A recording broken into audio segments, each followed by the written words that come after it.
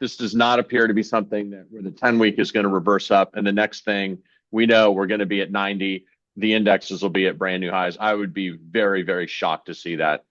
Look, it's not out of the question, but I think that's a very low probability Hopefully event. we jinxed it into existence there, but we'll see. Well, that's right. I mean, it might happen tomorrow and everyone will be clowning on us, but we'll get at least some good engagement if that happens. And everyone will be happy if that happens, so we'll be fine.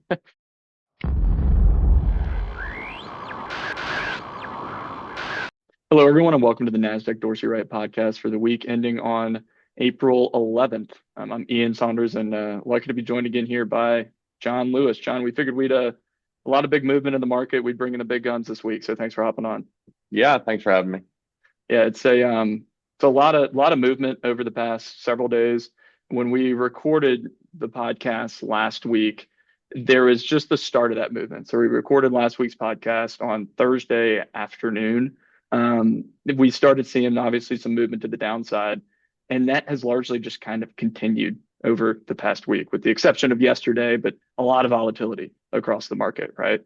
What is the, I mean, just in terms of, you've certainly seen some more different environments than I have during my time. What is your kind of, I guess, initial take on what we're seeing and what you're thinking here? Yeah, so there's been some volatile times that I've been through, like the 2000 tech crash. It comes to mind. Certainly 2008 was super volatile around the bottom, and there was some massive up days like we saw yesterday, but those weren't necessarily near the bottom. There was still work to be done there. So the COVID bottom was interesting too. That was super volatile. So a lot of these big, like massive up days, it doesn't necessarily mean the market's ready to run, right? There's generally still some work to be done. A lot of people, I think, look at that and they're like, okay, we got this big rally, I'm out. I didn't get it on the first way down, I'm close enough, I'm out.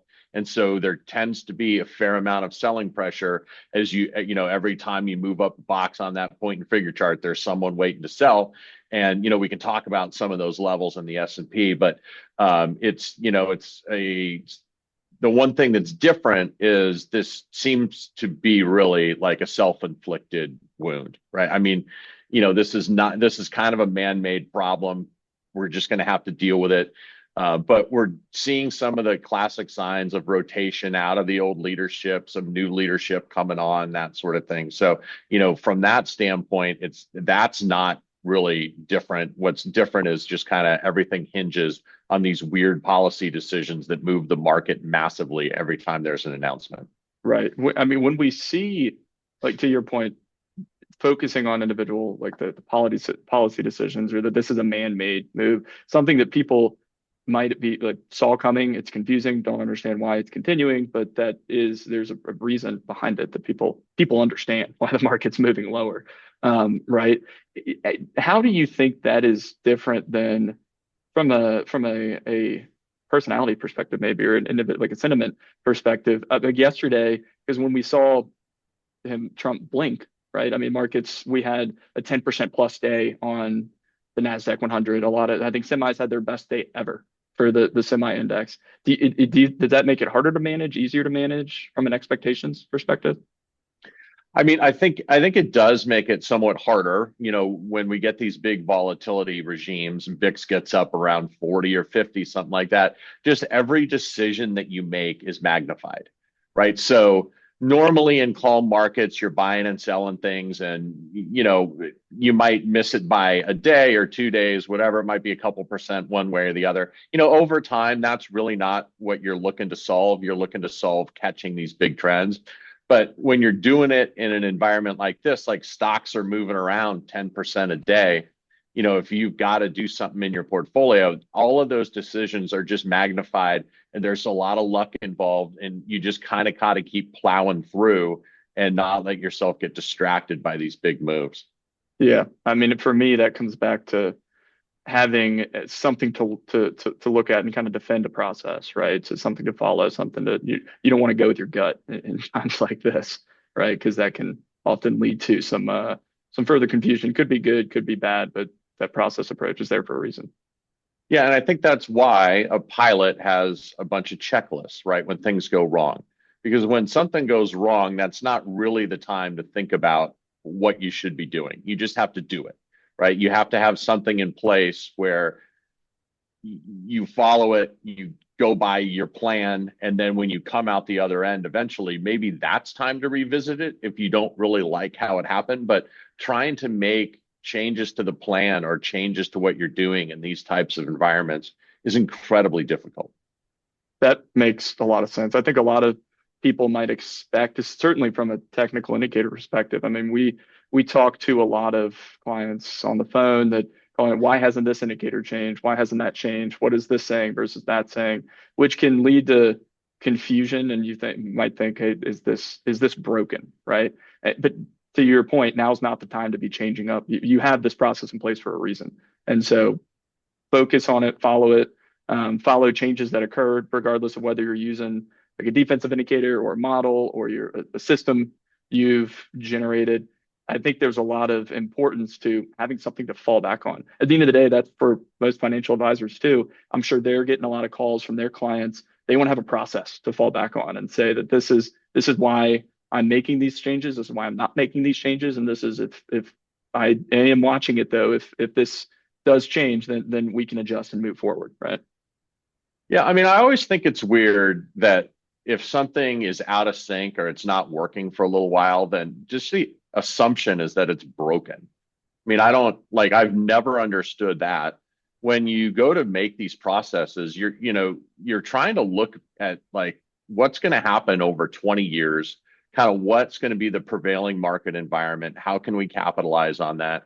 And you have to understand that there's going to be periods where you're out of sync for better, for worse, one way or the other.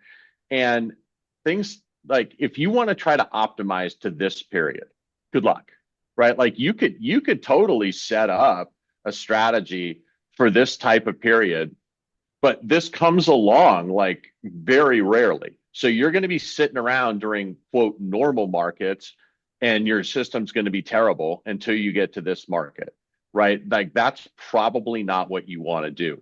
I remember like after 2008, and into 2009, everybody was asking, what did you do in 2008? How did you perform? This, what was your performance, this, that, and the other? Everybody was looking for people who had gone down like very little in 2008, right? That's what they wanted. Well, you get to 2009, 2010, 2011. People were asking this question in 2014 still. The market's going up. All the people who didn't go down very much in 2008, that was great for them. But it was like so defensive, you couldn't make money in a bull market anymore, right? So, there's some give and take to all this. And you got to remember that all of this stuff is set up for somewhat, normal-ish market conditions as much as that can ever be. You can't really optimize to every single period. And you try to take the stuff like we're seeing now, and you just know like, okay, we might underperform there, but we're gonna make that sacrifice to have something that's much more durable over the long term.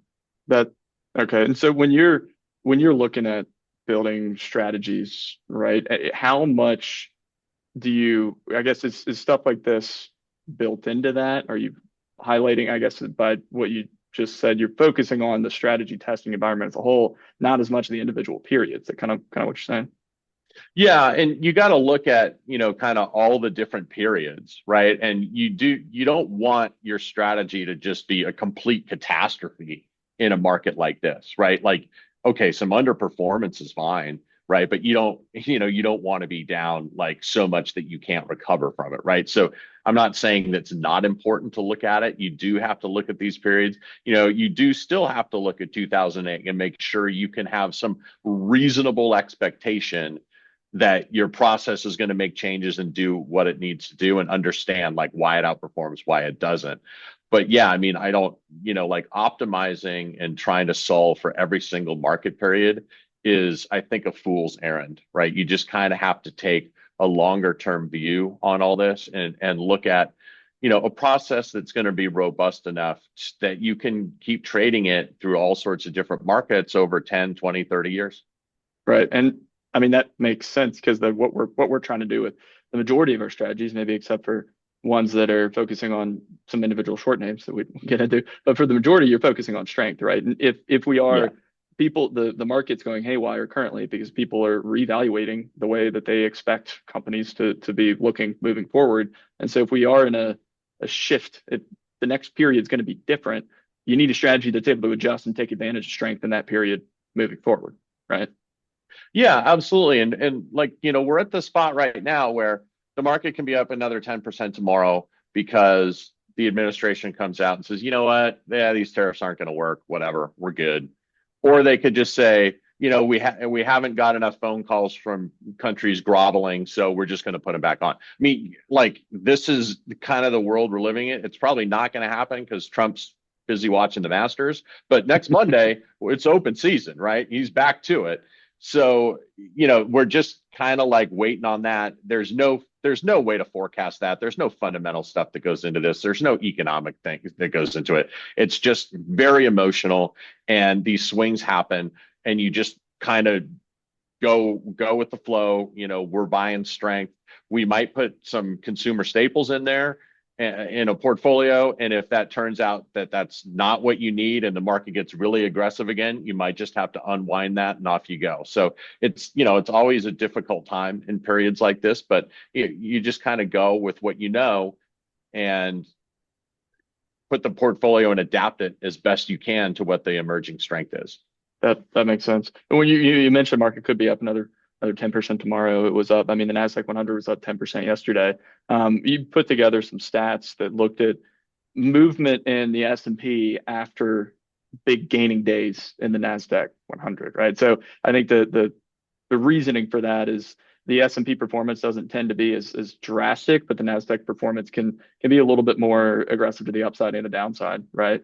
But then looking at, okay, how does the S&P do as the more core market benchmark after your more growth oriented Nasdaq 100 has one of these major swings to the upside? There haven't been that many times that the Nasdaq 100 was up 10%. We'll throw the chart up on the screen for those that are following along on YouTube. But we saw a 12% day yesterday. Not a lot of really positive dates when you look at other times that you've seen 10% moves there. Yeah, I mean, these things happen kind of on the way down a lot of times. These drops get really volatile. Bottoms tend to be very volatile, much more volatile than tops. Tops tend to be more long, drawn out, non-volatile affairs. And then bottoms, like it happens quick, it's sharp, it's tough to deal with. And so there's a lot of these big moves, both up and down, as you are going down and as you get closer to the bottom. And so when we're looking at maybe a chart of the S&P, right? We were talking about maybe it could be important to highlight some important technical levels for those that aren't watching the charts like a hawk, like we are on a day-to-day basis. When one of the charts I think we're chatting before that I like to look at is a 1% chart of the S&P, which normalizes some of the movement. So we don't need to go into the nuts and bolts of point and figure charting, but basically every box is a 1% move on this chart, and we'll throw it up on YouTube again there. I mean, a lot of big columns that, I mean, you can think every O that's added on a column, every X that's on a column. I mean, that's a 1% move. So you see 16 O's ranging from April 3rd to April 7th, it's a 16% swing in a 4-day span. And that's only 3 trading days depicted on that chart. Just kind of speaks to the gravity of not necessarily where we were close to close, but important thing to keep and remember, these charts are looking at highs and lows intraday, right? So even a bigger spread intraday, but some important levels we got there. I mean, we're still technically in a positive trend on this chart from a longer term perspective, but definitely in at least a near intermediate term downtrend with 2 sell signals there, right? Yeah, absolutely. And you look at that chart and you just see all the bottoms it's broken on the way down, just knifed through them all.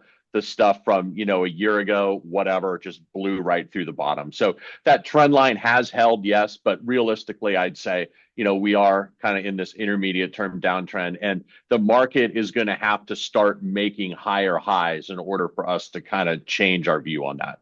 That's a good point. We're consistently higher lows. I mean, and look in there, that's five, eight-ish columns of consecutively lower highs on the chart, right? Yep, And we're reversing. Yeah. lower highs and lower lows are pretty much the definition of a downtrend. Right, right. And I think too, we broke that when we broke that triple bottom right below that like 5,500 level is what it would effectively be on a normal chart. I mean, that was notable, a notable level, 55, 25, 5,500-ish, and it broke through that. That's when you're talking about it tore through those three other lines of support real quick and fell right down to that trend line. Yeah, so that was the sell off earlier in the year with the deep sea stuff and things like that. Maybe the kind of the shot across the bow that the US didn't have a stranglehold on AI as much as we thought.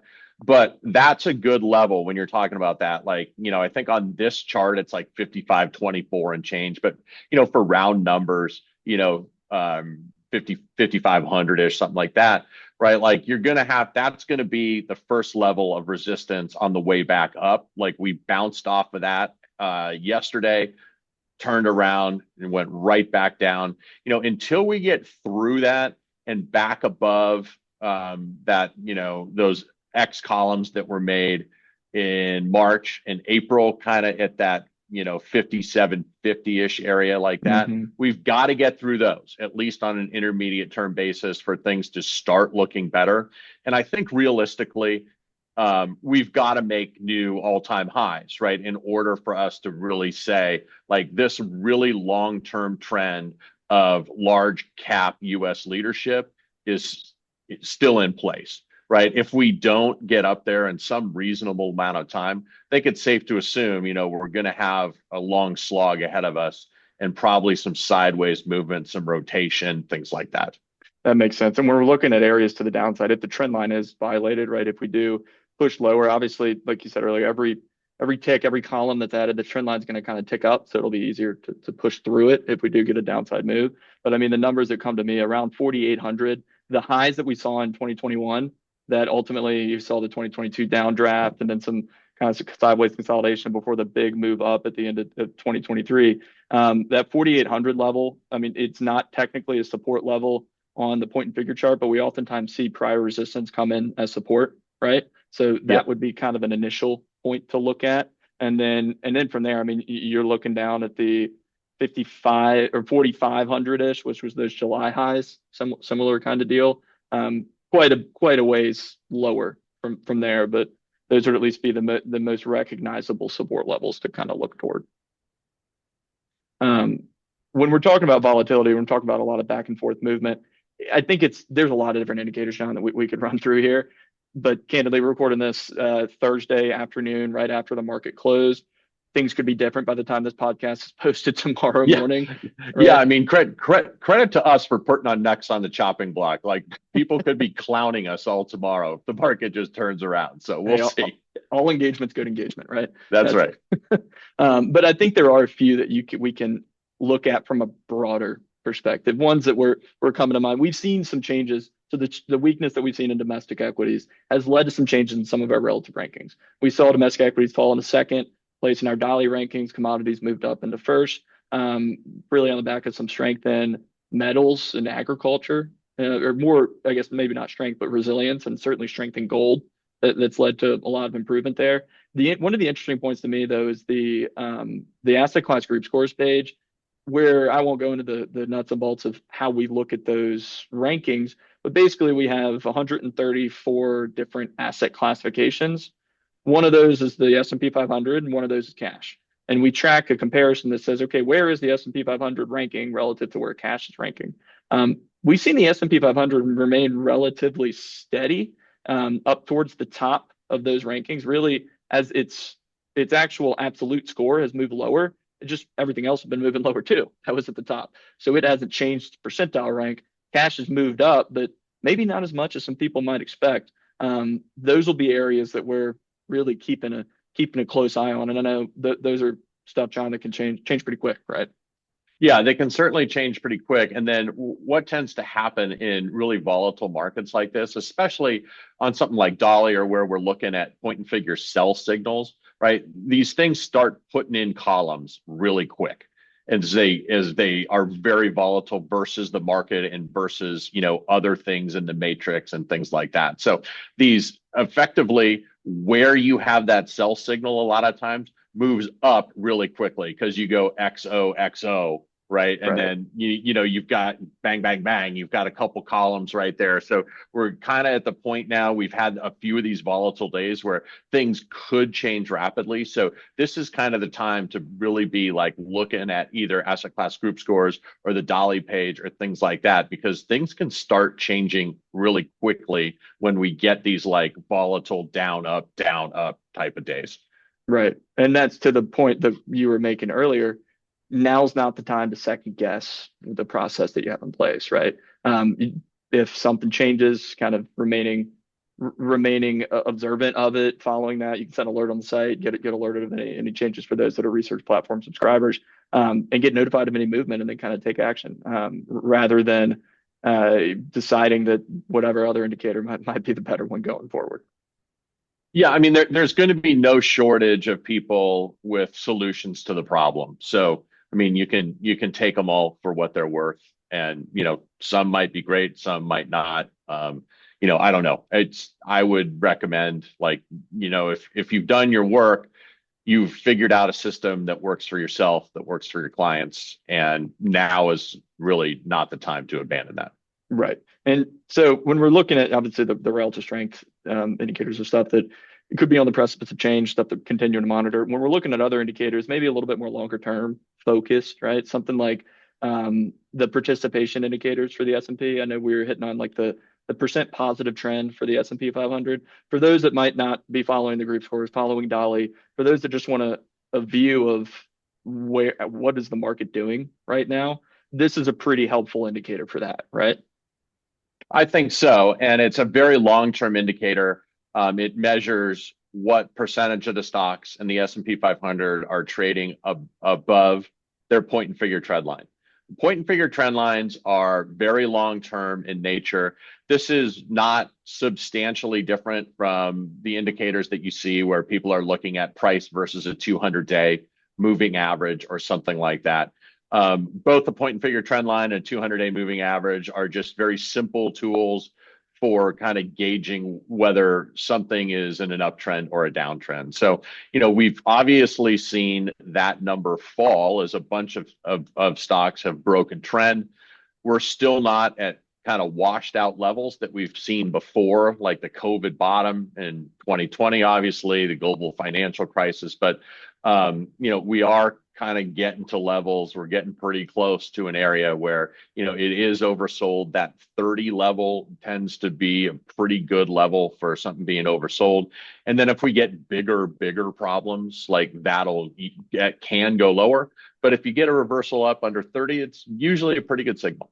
Right. Right. Yeah, we saw it. It's back at levels now that we last saw in 2022 during the time when the market was trying to bounce out after that October low. Right. But to your point, we're sitting there with PTSPX. Only 32% of stocks with yesterday's movement are in a positive trend. So about a third of the S&P 500 in a positive trend. Right. That's again a longer term that will adjust, but it's not the kind of thing that's meant to go from 80 to 10 in 4 days. Right. Yeah, and I think that's a really good point, and probably something that we should talk about a little bit. I mean, we've got different indicators on the Dorsey Wright site that are going to fire off sooner or later, depending on how they're constructed. So something like the 10-week is going to really rip around, and that's the kind of thing that can go from 20 to 80 in very short order, because that's based on a 50-day moving average, which is, much quicker than a 200-day moving average, right? And the way I kind of think about it is those, you got to think about how quickly these things move. I would put, you put kind of more weight on something that doesn't move around as much, because you're probably going to get less false signals. The problem is, and the downside of that is, it's going to take longer for it to move. So Right. that's the trade-off that you have. There's probably going to be fewer false signals. There are probably going to be more durable signals on these longer term indicators. But to be fair, they will not move as fast as some of the other ones. So you kind of have to take that all into account when you're looking through, say, 4, 5, 6 different indicators.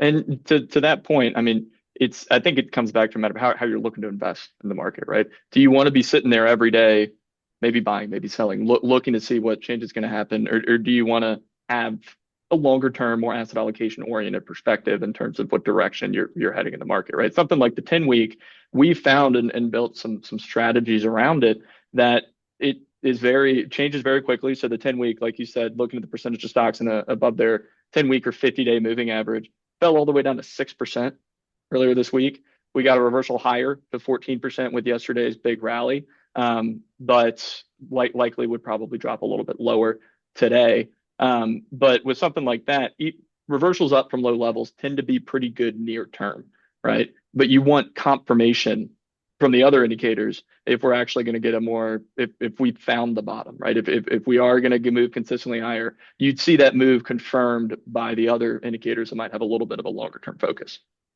Right. And to tie this discussion kind of back to something we talked about earlier, bottoms tend to be very volatile. And a lot of these big up and down days occur, as we said earlier, kind of on the way down or at the bottom.